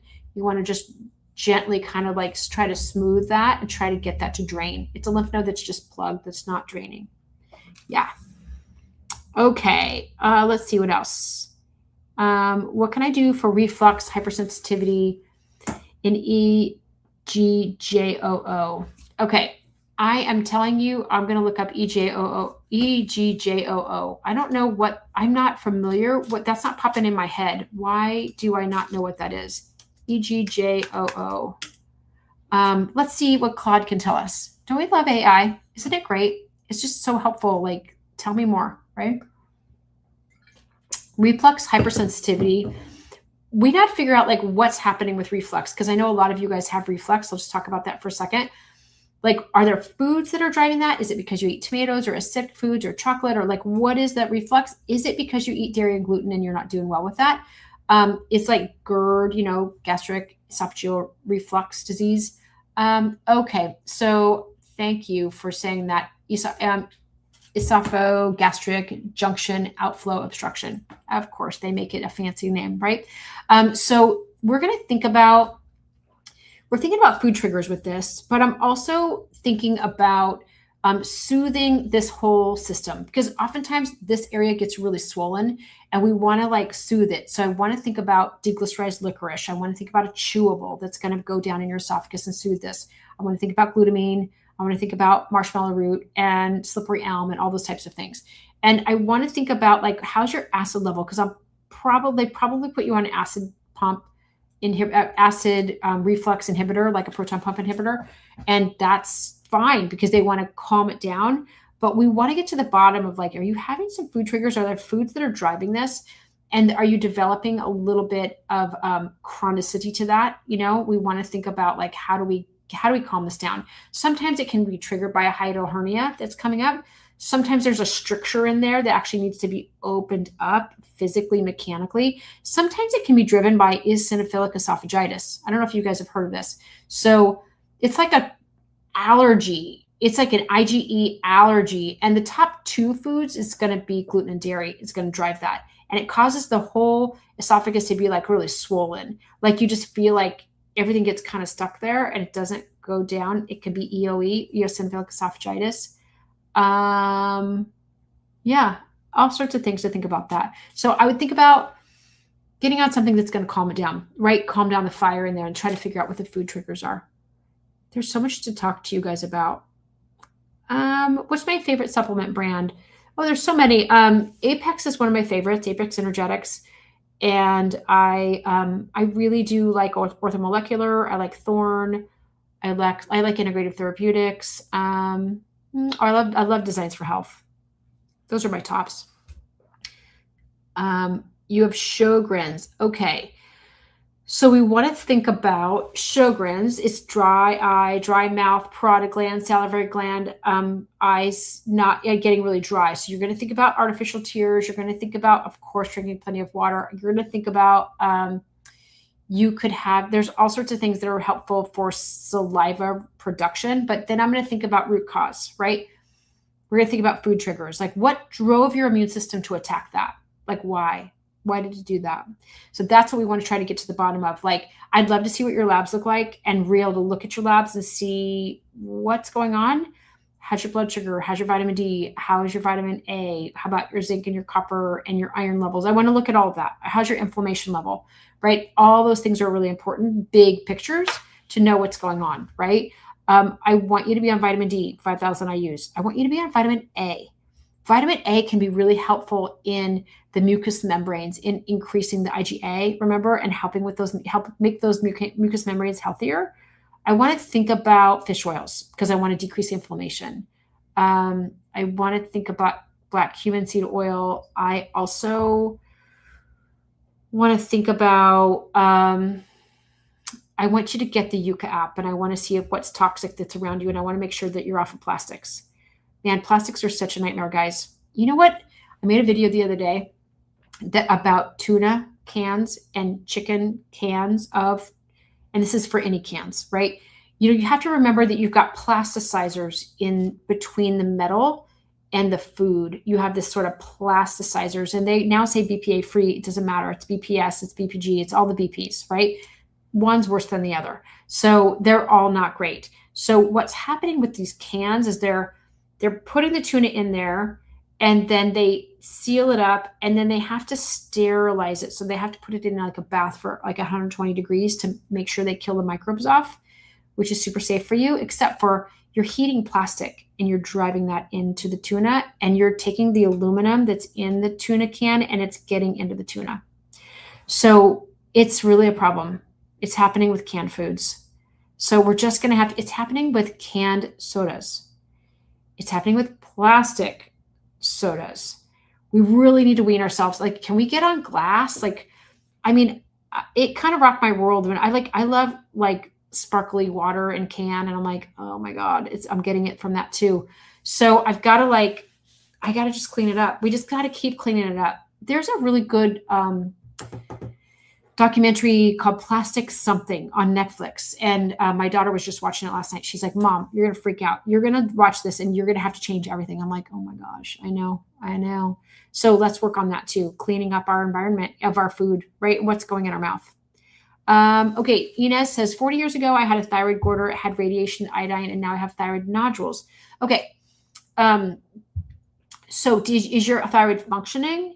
You probably had Graves' hyperthyroidism. Now remember, Graves is also autoimmune, right? So it means your immune system got too active. It attacked your thyroid. Your thyroid went crazy releasing thyroid hormone and it drove your thyroid hormone too high. It makes your heart race, can make your eyes bug out. It's not great. It's not safe. We can have a heart attack with that, right? So they had to kind of do probably the radioactive iodine. and stop it. So now you have thyroid nodules. So you're going to want to like just ask your doctor to get like an ultrasound of them, and they'll monitor them. And maybe once a year you get a little, just look at the thyroid and make sure that they're not getting any bigger. If they are, they'll take them out, but they can get reasonably big and still be safe and not cancerous. We want to make sure they're not turning into like a cancer or something. So that's important. Let's see. I think I'm positive for CREST syndrome. Okay. So CREST syndrome, calcinosis, Raynaud's at these tips of your fingers, esophageal swallowing issues, sclerodactyly, telangiectasia, which is like the blood vessels are kind of broken all around. So that's CREST syndrome. And sometimes you're going to have a hard time swallowing, and you can get some calcification on your joints and in your tissue and such.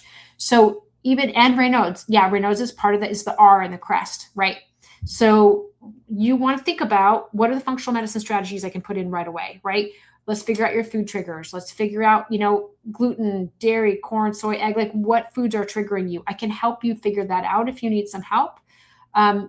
Getting on your vitamin D, getting on your glutathione, slowing down your immune system. There's a really cool test you can do through a company called Cyrex. It's called the lymphocyte map. And it tells me what's happening with your immune system. Like your immune system has these two different things, Th1, Th2. Now, let's say you get exposed to like COVID and something new that you've never been exposed to. And your Th1 goes, oh my gosh, I figured out what it is. I'm attacking it.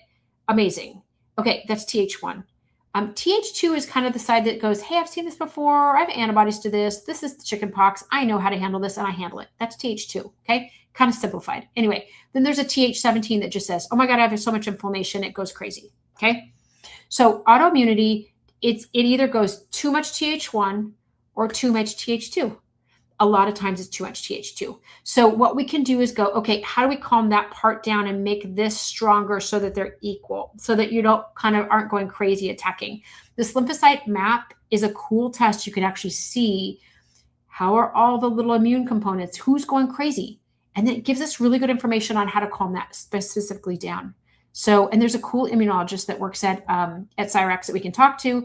If we get stuck, he can give you ideas about how to calm your immune system down in your particular specific situation, because it's specific for everybody. Not everybody's autoimmunity is the same. This is why I can't give you like a recipe and say, everybody should do this, you're fine. And if anybody on TikTok or social media tells you that, they're lying. That's not the way the immune system works. It's complicated, right? This is why I work with people and work them through a lot of information, and then work with them every single week on our autoimmune support group, because we're making small shifts every single week. It's called the autoimmune shift. Small shifts, and then you have accountability, the people you talk to. We're really trying to figure out what everybody has, and at the end you figure out, oh my gosh, my autoimmunity is calming down. Amazing. And that's the goal for everybody. We just need people to kind of start understanding what's happening and how to calm it down. Okay. Whew, I went on a tangent there. Sorry. Okay, so Gem, nucleoplasm, coarse granular. Okay, so nucleoplasm,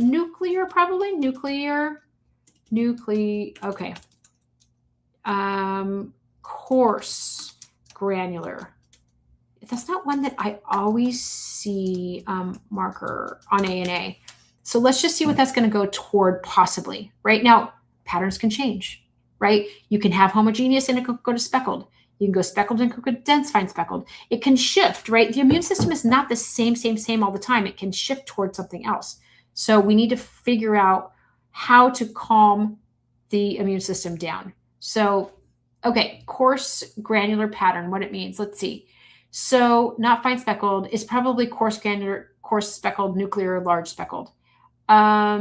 It can go toward mixed connective tissue disease. It can go to anti-Smith antibodies that could go to lupus. It's kind of like, oh gosh, it could go to SSA. Gosh, it could go toward a lot of things. It could go to Sjogren's. Yeah, it depends on what the other markers say. There's, you can do an ANA cascade that can look at like anti-Smith, anti-U1 RNP. It can do anti-SSA, RO, anti-SSB, LA. There's all these, it gets silly. It gets crazy. It's like, oh my gosh. But Listen, we can do different specific markers. So Jem, I think what you need to think about is you need to think about doing an ANA cascade at some point. You can even do a test through a company called Avise, Avise, and they'll do specific markers for you too. We just want to know more. Okay. Dima Dream, what diet to follow? I would say start with an autoimmune paleo diet. Get super restrictive for a couple weeks. Meats and vegetables, just for a couple of weeks. So look that up, autoimmune paleo. You can get on chat or on Claude and say, please make me a 7-day diet plan with meals and recipes for an autoimmune paleo diet, and it'll spit it out for you. So just use it and then follow that for a couple of weeks. And then slowly you want to reintroduce one food at a time. Maybe you try some cashews. Maybe you try some almonds. See if how it makes you feel. Maybe you move into a tomato, how to make you feel. Maybe you move into a pepper. You do this one thing at a time, one day at a time. And then you start noticing, oh my gosh, that swelled me up. My hands hurt because I brought back in tomatoes. Then you know that you might have an issue with nightshades. Good. This is all just clues. This is like we're all on a journey together, right? I'm happy to help guide you, but some of this is just like I gotta just have you. I gotta guide you in a group. I gotta just tell you how to do this. So listen, I'd love all of you guys to pop over to my little autoimmune shift group and click in there, and then I will send you a message if you join my group. I'll send you an email and say, here's how you get on the portal. There's a little app. It's very cute. And anyway, so then I say, when do you want to sit down and go over your labs? And then we'll sit down for 30 minutes and go over your labs. I'll give you some direction and say, this is where you're starting. This is what I'm seeing. This is what I want you to focus on. And then you start watching these little videos that I made and you're like, oh my gosh, I'm learning this. I'm learning that. And like, you're making notes. You pop on the autoimmune support group and then we discuss it. What's happening? What's next? What's going on? Yes, we need to figure this out. Yes, and we've been where you are. Try this, try that. And we're all figuring you out. And then every single week, you have a check-in. Check it out. We're having a great time with it. Oh my gosh, my phone is ready to die. Okay, and Cantor says, what is the most of your findings causes of plantar fasciitis? Oh, this is a whole different tangent. Okay, arch of your foot can flatten out and it pulls and it hurts in your heel, okay? And I deal with this a lot. This is like your arch is probably a little flat. We probably need to get you into some orthotics, maybe get you some super feet. Super feet are easy to find. I like the pink ones. I don't know if you're a man or a woman, but I do like the pink ones because they're kind of narrow. You can get one that if you're a man, whatever, it's fine. But get yourself some super feet. Pull the insides of your shoes out. Get yourself super feet. If you can find somebody with a shockwave, do you know shockwave? Shockwave's amazing. It's a sound wave and it breaks up scar tissue in the plantar fascia. I have one in my office. It's magic. It helps to heal, it fixes plantar fasciitis. Okay, what type of autoimmune disease is associated with erythema nodosum? Man, that's a weird one, right? It's such a weird thing. It's oftentimes there's an ANA positive, but it doesn't always say that there's like a pattern. It's not that specific. So, I mean, it's hard to know for sure. And it kind of flares up sometimes when you've gotten sick. If you've gotten like I had a patient who came down with that because she went to Mexico and she got food poisoning. And then she went on a trip to Europe right after that and had erythema nodosum all over her legs the whole time. And it was just crazy. And then it finally calmed down. But now she has a positive ANA. And so we're doing a lot of autoimmune work with her, trying to calm it down. So it's hard to say for sure. What is GLP-1? GLP-1 is a growth-like peptide hormone. It's a peptide. And I'm sorry, I'm going to plug in my phone. It's a peptide, and it's with all those weight loss drugs like the tirzepatide, Ozempic. All those are kind of like GLPs. Hold on, I got to plug in my phone. Sorry, I got to look at this. Give me a second. Sorry. Okay. Sorry, I was like, oh my gosh, I'm going to die. Those are GLP-1s are super helpful for people who want to lose weight. They help people with food noise. It calms down your hunger. Amazing. I love it.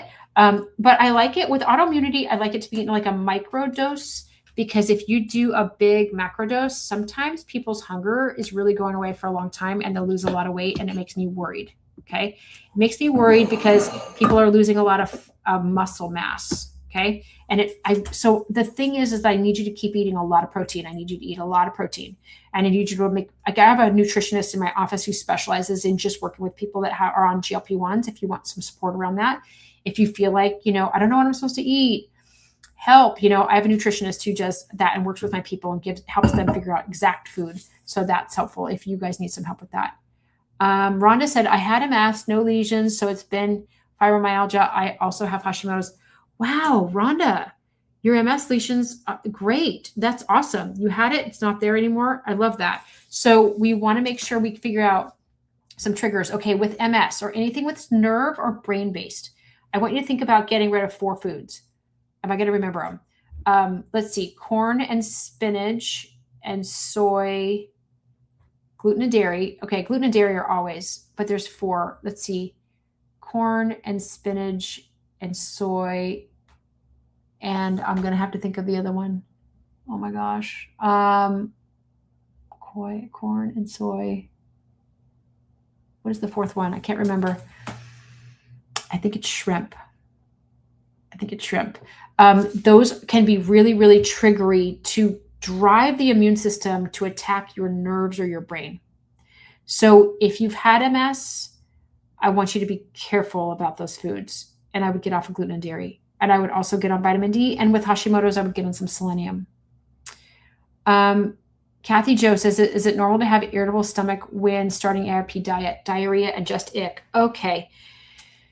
Here's what I would think about, Kathy Jo. It's a lot of protein. Here's what I'm wondering. I'm wondering if you have enough hydrochloric acid in your stomach to digest all this meat. I wonder. I would get a supplement that's called Digestzymes by Designs for Health. It's got hydrochloric acid, it's got enzymes, and it's got a little bit of bile salts, which helps you to just it babysits the food as you take a couple with a meal to see if you can process the food better. I wonder if your digestion just isn't strong enough to handle all this meat, because there's a lot of meat in there. And that usually tells me there's a hydrochloric acid deficiency.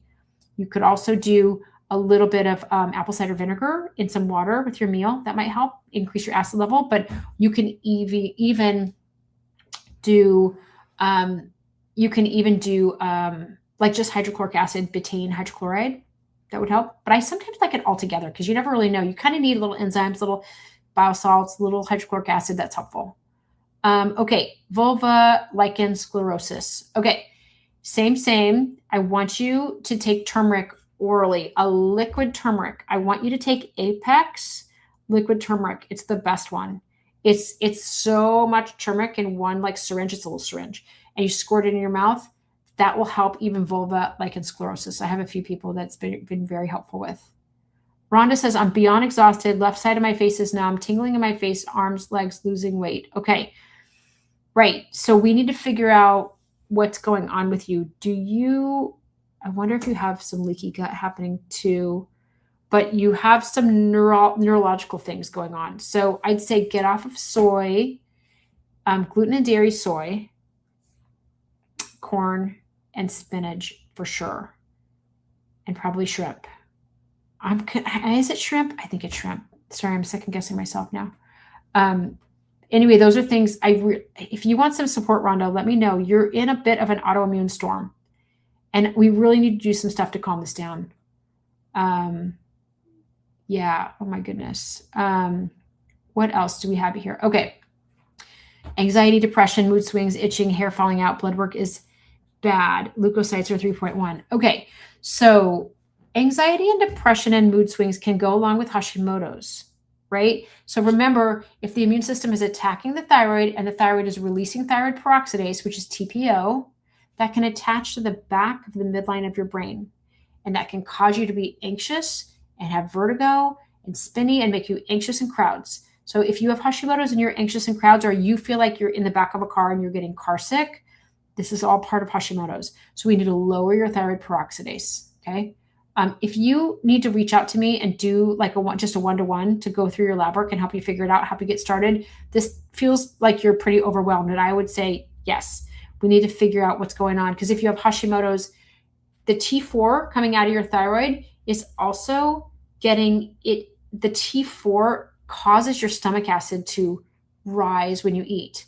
So if your T4 is not high enough, your stomach acid is too low. The T4 coming out of your thyroid is also causing your motility. So if you feel like you're constipated, your intestines aren't moving, that's part of this too. Oh my goodness, Rhonda, you have a lot going on. I'm so sorry. Please help. please reach out for help. I'd love to help you if you need some help. Okay, 24 years old with IgA vasculitis with kidney involvement. Any tips? Yes. Same. Let's get you on glutathione. Glutathione to help with your kidneys, okay? Vitamin D, 5,000 IU. Just make sure that you have your vitamin D at 70, 80, or 90. GLPs in pulmonary sarcoidosis. Okay. I would say try.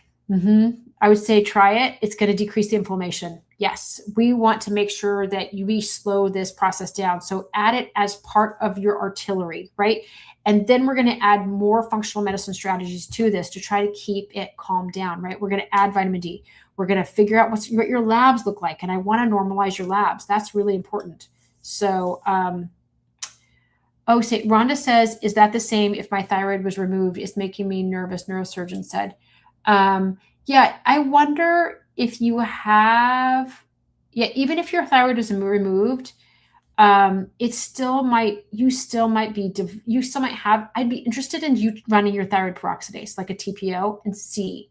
I also feel like there's a lot going on here. Like, do you have some blood sugar issues going on? How's your blood sugar? Does it crash? Does it get too low? Do you get shaky? Do you get anxious? That could be happening too. Which GLP-1s are best for Hashis? It's hard to say for sure. I mean, my patients, I only can tell you what I've seen them do, right? I'm not a prescriber for them. They're coming in with GLP-1s and they're like, this is helpful. I'm like, amazing. Let's add some more stuff in. So they've been using tirzepatide is what they've been using. So hopefully that helps. I'm showing signs of brisk, deep tendon reflexes and bilateral Hoffman sign, unclear significance. Yeah, so that tells me that there's neurological something going on in your brain. So there's something happening in the brain or the spinal cord that is like you have a reflex. You hit your reflex and your leg flies out, right? You do that. And if you're going hard, right, you have these hard reflexes. It means there's a part in your spinal cord and there's a part like in your brain that's going to keep you from having too hard of a reflex. And that part isn't calming you down, isn't holding you back. So you're going hard. So that just tells me that there's some neurological involvement. You've had some MS, so that's not surprising. That's part of like neurological stuff going on. It sounds like you've got some brain stuff going on and your nerve stuff going on too. Yeah. Okay, any recommendations for a 30-year-old with ankylosing spondylitis? I have a 27-year-old I was just managing yesterday with ankylosing spondylitis who's down in LA, and we got him off of gluten and dairy.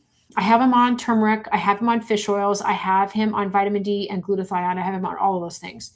And he's also just starting Humira. Now, we have him on all these things, and it calmed down his immune system, and his ankylosing spondylitis seemed to go away. But he's working with someone in LA who's like, hey, but when this comes, you're going to get joint damage. And he's not wrong. So he's going to be on Humira as well, which I'm like, listen, you're 27 years old. You can't screw around with this and keep getting flare-ups. It's going to destroy your SI joints. And so that's where he's getting it, is his SI joints. So great. Let's do it all, right? We don't care. Let's just calm it down. We need to do all the things, right? We need to calm it all down. Okay. Can breast cancer cause a positive ANA? What about positive SSA? Now, there are some cancers that also drive a positive ANA, and I do not have the list of those right now off the top of my head. And I don't know if breast cancer can. I'm so sorry. I don't have that info in the top of my head. But some cancers can cause a positive ANA. So some medications could cause a positive ANA. So you want to kind of investigate that and see. Okay. I'm probably going to take about a dozen more questions, and then I'm going to probably have to pop off because my husband's like, where are you? I'm at work. I haven't gone home yet. Okay. So ANA titer 1 in 80 homogeneous and ANA titer 1 in 40 speckled. Okay. You got two patterns going on. So they're probably not high enough to be able to diagnose much, right? Now, homogeneous can go, well, even speckled could go to lupus, could go to Sjogren's. Your speckled could go to Hashimoto's. So, it's kind of at that level, it's hard to say for sure. So what you want to do is you want to do an ANA cascade that'll go into all the different specific tissues to see if there's anything popping off. Maybe you get a Sjogren's marker where you're like, okay, this is Sjogren's. It's going to be dry eye, dry mouth. It's going to be a little fatigue and a little joint pain sometimes. So we need to know more. We need to keep testing for sure. But right now I would say, listen, I would get off of gluten and dairy. See if you can calm it down. See if you can feel better. Sometimes that is the thing that changes it. And vitamin D, all of a sudden you're like, wait, I feel better. Okay, amazing. So yeah, let's start there first. Negative C3, C4, not low, but positive CB, CAPS. I read that the second is more accurate. Yeah, so it can be more accurate. Here's where we get all deep in the weeds in the immune system, like in how much activity you have. I get worried when C3 and C4 go low because it tells me when they go higher, that says that there's antigens there. It's active. There's a higher antigen situation happening there. So your immune system is active. As your immune system gets kind of worn out, you can get C3, C4 low. So positive CB, some positive CB caps. I don't usually run that one.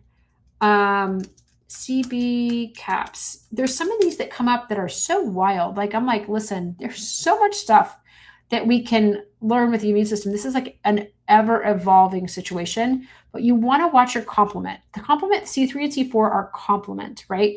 That tells us about your immune system, how well it's working, as far as like, is it overtaxed? Is it getting worn out? When it starts to get C3, C4 low, we want to really think about supporting the immune system and trying to figure out what the driver is. Is it a food driver? Do you have viruses happening? Did you have a reactivation of mono? Did you get COVID? Did you get the flu? Like your immune system can be rolling along and then you can get a flare from getting sick. You can get the flu, you can get a cold, right? So let me see what this says about cell-bound complement activation products, CB caps. It's kind of like erythrocytes, platelets, B and T, lymphocytes. It's a more stable marker. So the VICE test does this one. Some of them are bound to red cells, some of them are bound to lymphocytes. So sometimes this can be more specific toward lupus potentially. So, but here's what I would do. I would see if you could run an AVISE test, AVISE. Now, that's a company that's going to tell you more about that marker, about that CB caps. So it's going to give you a lot more specific tissue information. Now, that test can be expensive. It's like $2,000. But let me tell you the way around this. We've worked with the rep, and the rep has said, if you are working with a patient who has spent more than $5,000 in a year on their health insurance, labs, supplements, medications, they'll give you this test for $200. So it's called the AVISE, A-V-I-S-E. You could contact my office. You could send me an email. You could send my office an email, actually. It's office@darlabooth.com. And you could ask them, could I get an AVISE test run? And Delia's my front desk person. She'll handle it for you. So that might be something you want to do, right? Any recommendations for diabetes, ankylosing spondylitis, lots of back joint pain, AVN and shoulder? Oh my goodness. Okay. June baby, you got some stuff going on. So we need to get you on like a little blood sugar monitor, figure out what's happening with your blood sugar, because that can drive a lot of inflammation and it can drive a lot of high insulin and it can make you have more inflammation in your joints. Okay. That's where I would start. Ankylosing spondylitis, I want to get you off of gluten and dairy. I want to put you on glutathione. I want to put you on vitamin D just as a minimum without looking at your labs. But if you want some support on your diabetes, my nutritionist is whiz bang. I point this way because this is her room is right there. She's amazing at breaking down like how to get away from having diabetes. Like she's like magic sauce on that. So reach out if you want some support. I'm happy to give you her contact information. Her name's Lisa Cross. Her website is crossintowellness.com. Eggs. Some people can do eggs. Some people can't do eggs. It depends. Not everybody is intolerant for eggs. How about for menopause? So menopause, I've got a lot of my patients are in menopause, and menopause was when their autoimmunity triggered, right? So that can happen. When you lose your estrogen is anti-inflammatory. So when you lose your estrogen, all of a sudden you get more inflammation, and this stuff can really drive. So, or after you've had a baby where your hormones were high and then they drop, you can have that trigger. So it might be important to talk about hormone replacement with your doctor. What diet do you do for psoriatic arthritis? It's going to be get on an autoimmune paleo diet for a minute. That's not a permanent diet if you don't want it to be. You can get on it for a couple weeks and then start reintroducing foods and kind of understand like what your triggers are, because you're going to feel it in your joints most likely, right? Recommend for inflammation in lower back, had an MRI. I don't want steroids, 16 centimeters of inflammation. Okay. So, I would talk to I don't know where you live, but in California, naturopaths and orthopedists can inject peptides. They can inject like a BPC 157 into that area potentially. That'd be something to look at. You could look at some stem cell. You can look at some PRP potentially, platelet-rich plasma, which is, they pull out your blood and they spin off the platelets and they inject it back in. It's fascinating. So that might be helpful. Let's look at something different then. Hi, Nancy from the East Coast. I'm glad you popped on. You guys have got the best questions. Okay. Star says 1 in 160 speckled pattern as well as a skin biopsy stating interstitial neutrophilic infiltrate. Okay. So I want you to figure out, like, if you've got some, what do you have going on? What are your symptoms, right? It seems like it's in the skin. You want to think about doing figuring out what food is triggering you, but also figuring out, like, have you had like bloating, leaky gut? Have you had, like, when did this start? This is what I want to ask all of you is right before you got your symptoms of autoimmunity, what was happening, right? Like, what happened? Was it a period of high stress? Did you get sick? Did you get food poisoning? Did you get divorced? Did you go into menopause? Did you get an Epstein-Barr infection? Did you get COVID? I don't know. Like, that tells me so much about how we're going to approach these symptoms that you have. And this is why I like to work with you and talk with you and go over your labs and then have you understand how important it is to learn all the things I have to teach you through and jump into my autoimmune support group. Like, this is such a fun group and it really helps to get all of us figuring out what's going on. And then you guys are on Zoom and your faces are there and I can actually talk to you and I'm not just reading things, So pop into my link tree if you guys want to, pop in on my autoimmune support group. It's called the Autoimmune Shift. Super fun. What causes lesions on the liver? I have one lesion. It's a few things. Like, you can have, like, sometimes people will get a little benign nodules on their liver. Sometimes it can be a fatty liver. Sometimes people can get autoimmune hepatitis that can cause inflammation of the liver. So it just depends. What else? What else do we have going on? I'm going to take a couple more questions and then I'm going to probably pop up so I can go to dinner. But last year my titer was 1 to 320, but then I asked for a second opinion and the second doctor said no way. Well, so these numbers change and the ANA patterns can change too. So it's nice to get another read on it even. So here's the thing. Here's one thing that happens with some of my patients. It's sometimes doctors don't want to rerun the lab. And is that what you're thinking? It'd be nice to, 1 to 320, they might say, no, you're fine. Sometimes they don't really take people serious until they're in the thousands, they have really debilitating symptoms. So this is why you live in the gray zone. This is why I work in the gray zone, because I want you to stay in the gray zone. I don't want you to go all the way to a full diagnosis. If we can pull you back, you're probably in early evolving autoimmunity, right? It's early and it's evolving and we don't want it to evolve into something higher and bigger. So this is why vitamin D is super helpful. Figuring out your food triggers is super helpful. Figuring out if there's something in your environment that's triggering you. Like, I've had a patient that was living in a moldy house. That was the autoimmune trigger, was mold. So, I mean, we got to figure out, like, I have a patient that's from Mexico City, and in Mexico City, just the high pollution was driving her immune system, right? So it's tricky, right? Sometimes we live in these environments that are really, really tricky. So, yeah, so lots of things happening. So, oh, I have one more question from Jessica. Sorry, I forgot to, yeah. Um, what is autoimmune autonomic ganglionopathy? So, you have these ganglions that are they're like little circles, little nodules that are all part of the nerve roots and part of the nervous system, right? And so autonomic means, like, there's two parts of the autonomic nervous system. There's the sympathetic, which is fight or flight, and there's the parasympathetic, which is the rest and digest, right? So this part of your immune system is like the part that goes fight or flight, but then it calms you down, right? So if you have autoimmune autonomic ganglionopathy, it means that your immune system is attacking that ganglion that is like the calm you down.